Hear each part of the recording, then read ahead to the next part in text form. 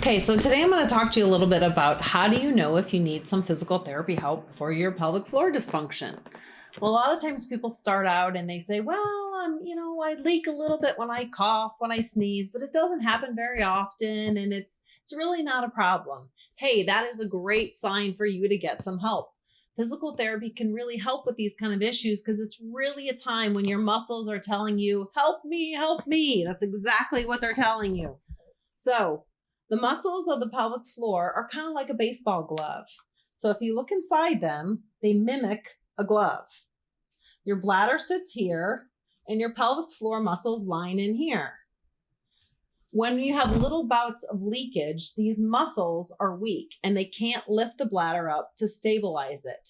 So, strong compression of your abdominal muscles push down, and you get little tiny bits of leakage. Well, as we get older, these little bits of leakage just kind of are annoying, but they're signs for us to get some help.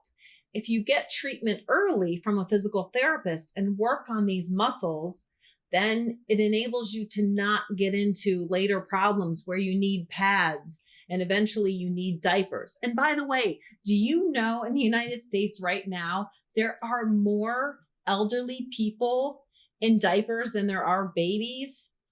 That's absurd. That is the craziest thing in the world. We have more geriatric people in diapers than babies.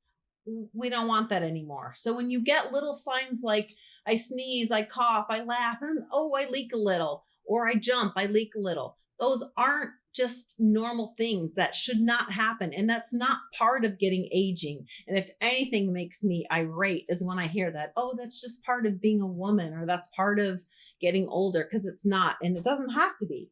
So as a physical therapist, what we do is we just work on these muscles and we work on getting them stronger. And it's really, really simple, but it can be done wrong. So everybody says, oh, I'm doing my Kegels. I'm doing my Kegels.